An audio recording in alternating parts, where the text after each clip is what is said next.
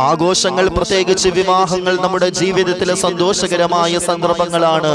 എന്നാൽ ആ സന്തോഷം അതിരുകൾ ലംഘിച്ച് അസമാധാനത്തിലേക്കും പൊതുജനശല്യത്തിലേക്കും നിയമലംഘനത്തിലേക്കും നീങ്ങുമ്പോൾ നാം ആത്മീയ പരിശോധന നടത്തേണ്ടതുണ്ട്.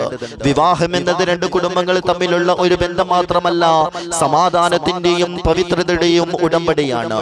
നമ്മുടെ പ്രവാചകൻ സല്ലല്ലാഹു അലൈഹി വസല്ലമ തങ്ങൾ പഠിപ്പിച്ചത് ലാളിത്യവും വിനയവുമാണ്. ഏറ്റവും അനുഗ്രഹീത വിവാഹം ഏറ്റവും കുറഞ്ഞ ചെലവിൽ നടക്കുന്നതാണ്.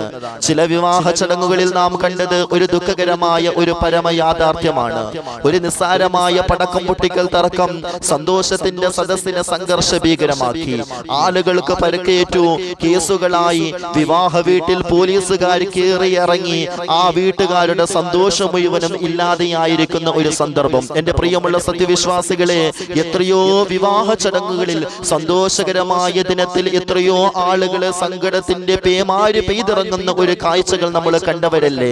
വലിയ സന്തോഷത്തിന്റെ ആർഭാടകരമായ ആഹ്ലാദത്തിന്റെ ആനന്ദത്തിന്റെ ദിനത്തിൽ രണ്ട് ആളുകളും കൂടി ഒന്നാകുന്ന ആ പ്രത്യേകമായ ആ സുദിനത്തിൽ പോലും അങ്ങോട്ടും ഇങ്ങോട്ടും ഒരു ധൂർത്തടിച്ചുകൊണ്ടും അല്ലെങ്കിൽ അവരവരുടെ ചെറുപ്പക്കാരുടെ തോന്നിവാസത്തിന് വേണ്ടിയിട്ട് ഒരു വിവാഹ വീട്ടിലെ ചടങ്ങുകൾ പോലും നിസ്സാരവൽക്കരിച്ചിട്ട് അതിനെ വളരെ മോശമാക്കിയിരിക്കുന്ന, അല്ലെങ്കിൽ മുസ്ലിമീങ്ങൾക്കൊന്ന് ശിരസുയർത്തി നിൽക്കാൻ പോലും കഴിയാത്ത വിധത്തിൽ ലജ്ജയാക്കുന്ന രീതിയിൽ ആയി മാറുന്ന ഒരു കാലഘട്ടമായി മാറിയിരിക്കുകയാണ്. എന്റെ പ്രിയപ്പെട്ട സത്യവിശ്വാസികളെ, വളരെയേറെ നമ്മൾ ശ്രദ്ധിക്കേണ്ടതുണ്ട്. ഈ അടുത്ത് നമ്മൾ കണ്ട വീഡിയോ വളരെ കണ്ണ് നിറയിക്കുന്ന, അല്ലെങ്കിൽ നമ്മളെ ലജ്ജയായിലാക്കുന്ന, തല താഴ്ത്തി നടക്കുന്ന ഒരു അവസ്ഥയിലുള്ള വീഡിയോ നമ്മൾ ഈ അടുത്ത് കണ്ടവരല്ലേ. അല്ലാഹു തആല കാത്തിരക്ഷിക്കുമാറാകട്ടെ.